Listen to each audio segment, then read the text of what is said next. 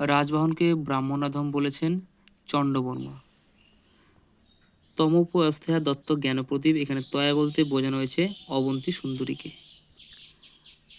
রাজবাহন কোন রাজ্যের রাজপুত্র ছিলেন? এটা হচ্ছে মগধ।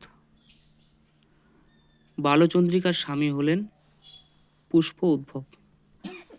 রাজহংসের পদযুগল কিসের দ্বারা আবদ্ধ? পদ্ম মৃণালের। কর্মেন্দ্রিয় 5টি। মন ও বুদ্ধির মধ্যে শ্রেষ্ঠ হচ্ছে বুদ্ধি।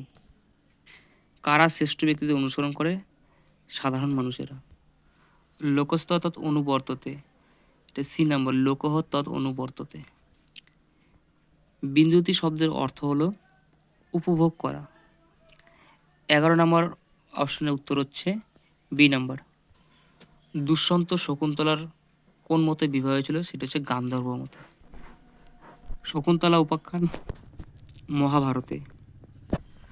কো নাম উষ্ণ দেখুন নবমালিকাং সিঞ্চতি, এ কথা বলেছেন অনুসূয়া। শকুন্তলার পালক পিতা হলেন কর্ণমুনি। 16 নম্বরে অ্যান্সার হচ্ছে অপশন ডি, বুদ্ধি প্লাস মতু, বুদ্ধিমান। শ্রেষ্ঠ পদটি গঠনের জন্য কোন সূত্রের প্রয়োজন? জ্যাচ। আত্মপ্রীতি অর্থে অশ্ব ক্ষীর বৃষ লবণোত্তর কচ পড়তে হয়, অশ্ব। ভার্গব শব্দটির ব্যুৎপত্তি নিয়ে হচ্ছে ভৃগুযোগ অন ভার্গব। স্বতন্ত্রকর্তার সূত্রটি কর্তৃকারকের।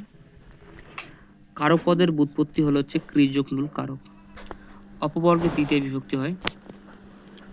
রাম বনং গচ্ছতি কর্মে দ্বিতীয়া। 25 অ্যান্সার হচ্ছে সি নাম্বারটা। সমুদ্রম সমাসবদ্ধ পদটির ব্যাসবাক্য হচ্ছে মদ্রানাং সমৃদ্ধি। পাণিনি মতে সমাস 4 প্রকার। অভাব অর্থে অব্যয় সমাস নিষ্পন্ন পদটি হচ্ছে নির্জনম। রাজ্ঞপুত্র ষষ্ঠী তৎপুরুষ সমাস। চতুর্থী তৎপুরুষ সমাস নিষ্পন্ন পদ যুবদারু।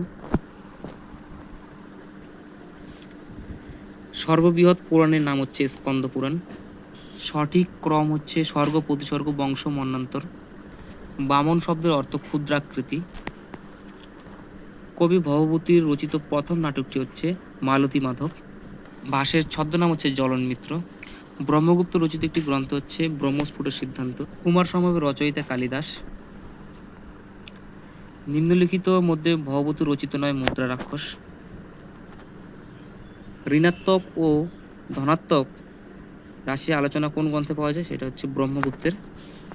দশমিক সংখ্যা পদ্ধতির পূর্ণ ব্যবহার আসে যার হাত ধরে তিনি হচ্ছেন আর্যভট্ট।